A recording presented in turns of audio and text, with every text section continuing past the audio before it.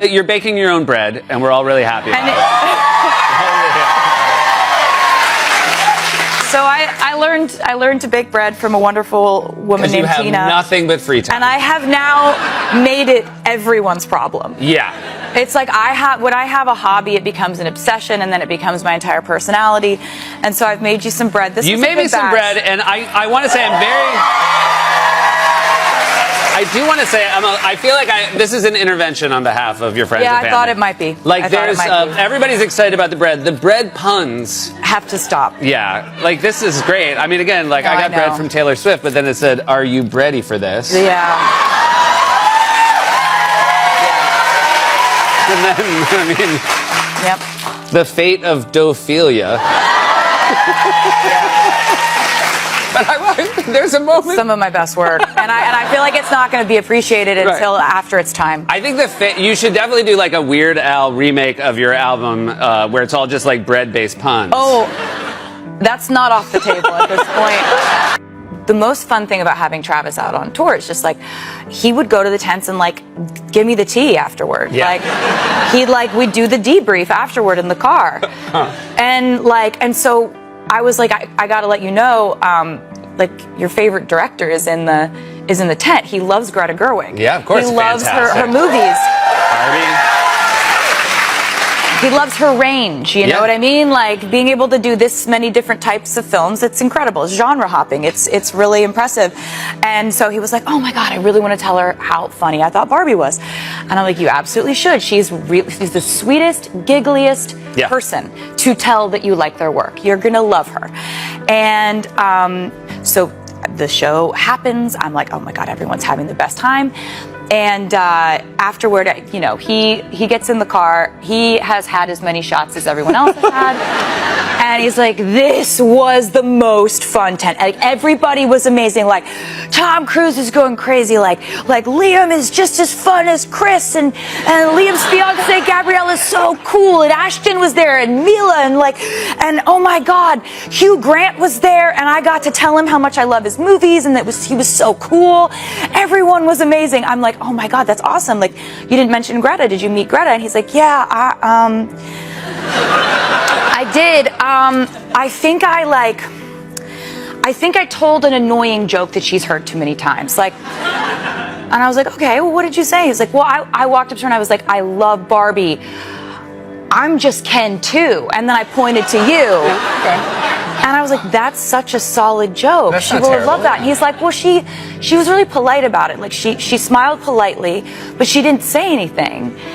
And I was like, "That's very out of character, but maybe she has heard that joke too many times." Yeah. I mean, you know what I mean? Like, and he was like, "Yeah, but you know, she was talking to Hugh Grant all night, so I think they might be doing a movie together." Like, they were really, really close. Like, I'm talking about like they were dancing all night, like had all these inside jokes. They kind of seemed like they're like soulmates. And I was like, the tea is crazy tonight, Travis. Yes, really good. You were right to want to What been do you there. mean? I have several follow-up questions. And so he keeps talking about this, and he's like, "Yeah, you know, like," and I meanwhile, I'm kind of scrolling on my phone, and he's like telling me about the rest of the night. He's like, "And there's this family up front that I was dancing with all night. They were so fun. They were like my best friends. I wish I knew who they were. They were so fun." He keeps talking. I'm seeing all over the internet is just videos of Travis dancing with Greta all night, like they're best friends. And I'm like, "Travis, here's a video of you with Greta. It feels like she thought the joke was funny." And he goes, "Oh, that's not Greta."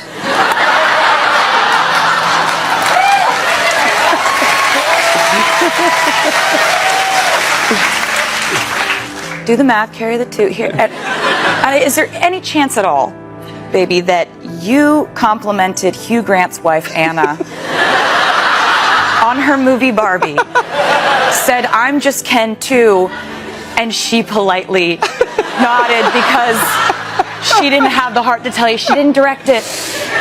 And is there any chance that the people that look like soulmates are Hugh Grant and his soulmate? Right. Well, I think the good news here, well, the bad news for you is he has face blindness, and the good news is he can recognize true love. So at least he saw soulmates. He saw soulmates, and he knew they were soulmates. Oh my God, it's crazy to talk about this music. It's been a secret for over a year. I just have this fixation on Shakespeare characters that I fall in love with, and I can't stand to see them meet a tragic demise. I can't. I don't want that to be what happened to them, because wait, are you talking about Ophelia's she died? What do you mean? Yeah, how dare you? I was really excited to see what happened with her and Hamlet. They seemed great. And I kind of going back to like the song Love Story, which I wrote when I was a teenager, I was just like, I can't watch Romeo and Juliet not work out. What do you mean they both die? They don't in my version of things. So it's just like you just turn the movie off before the bad ending.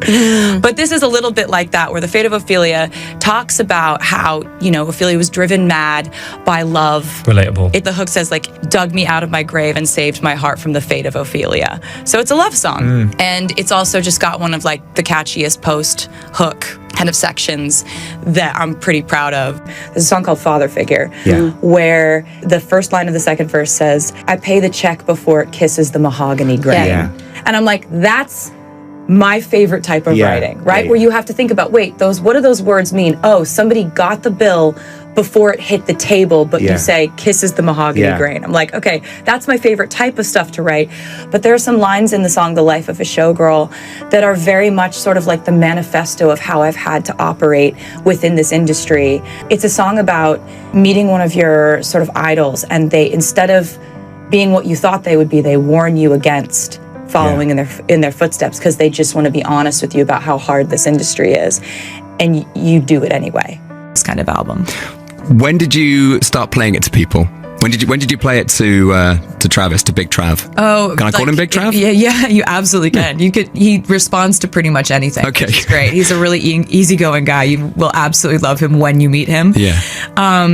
But yeah, I would play it for him as soon as I'd come back from Sweden. Okay. As soon as I'd come back from Sweden, I'd just play it for him, and I knew that this was the kind of album that he was going to love the most. He's so supportive of all of it, but he's a real vibes guy. He's a vibes guy. Well, you described him as an exclamation mark. Yeah, he is. Yeah, it's such a lovely way of describing someone. Thank you. It's very accurate. What I was going to say to you was that, you and I have known each other for so long, longer than Travis has known you. I feel like I should. Yeah, I need to just check that, because the vibes are strong from him. I think he's a great guy, but I need to check for sure. I just want to play catch with him. No, he would do that. That's all I want to do. You'll love that. All of my guy friends are I just want Travis to pick me up and throw me over a roof, or throw me in the pool. I could do that. I would love that. Yeah. It's really, because it's he's 6'6", but it's also, the width of the shoulders is also just seeing him walk through a door is genuinely a privilege. Yeah, okay, well that's great. I'd like him to maybe just do a wrestling move on me into a pool or something would be great. The way that he's going to do that as soon as he sees you at our wedding is that's going to happen. He's just going to... Whoa. Oh, did I... Am I coming? Obviously. Is it a destination wedding? People don't think that we're actually friends. That was remember when you were joking with me at this show we did about being sweaty? Taylor Swift's latest masterpiece, The Life of a Showgirl, has already surged to an astonishing 3.5 million equivalent album units in the United States, according to preliminary data from Luminate since its monumental release on October 3rd. Of this jaw-dropping total, 3.2 million come from traditional album sales, encompassing both physical and digital copies, while an electrifying 300,000 units are fueled purely by streaming activity across the album's chart-dominating tracks. Luminate's current tracking week spans from Friday, October 3rd through Thursday, October 9th, capturing a whirlwind of fan engagement and viral excitement. With 3.2 million copies sold, The Life of a Showgirl is rapidly approaching the modern-era single-week sales record, a feat unmatched since 1991 when Luminate began electronic tracking of music purchases. The benchmark remains Adele's 25, which exploded onto the charts with an opening week of 3.378 million copies in 2015. But Swift's unstoppable surge signals a historic, heart-stopping moment in music history. However, as The Life of a Showgirl rockets past 3.5 million equivalent album units, it has now cemented a historic milestone, claiming the record for the largest week by equivalent album units for any album since the Billboard, 200 began ranking the week's most popular albums by equivalent units in December 2014. The previous benchmark was Adele's 25, which debuted with 3.482 million units on the December 12, 2015 chart, fueled primarily by 3.378 million individual album purchases, with the remainder powered by track sales and streaming activity. To clarify, equivalent album units are calculated as one album sale, or 10 individual tracks sold from an album, or 3,750 ad-supported streams, or 1,250 paid subscription on-demand audio and video streams generated by songs from an album. Uniquely, none of the tracks from The Life of a Showgirl are available for individual purchase, meaning its staggering total is achieved entirely through full album sales and streaming dominance, underscoring Swift's unprecedented commercial and cultural impact. The Billboard 200 underwent a major evolution on the December 13, 2014 dated chart, transitioning from a pure album sales ranking to a comprehensive multi-metric units-based system. From that moment onward, albums were positioned on the Billboard 200 by equivalent album units earned, meaning that in addition to traditional album purchases, streams of songs and individual track sales would now contribute to an album's weekly chart placement.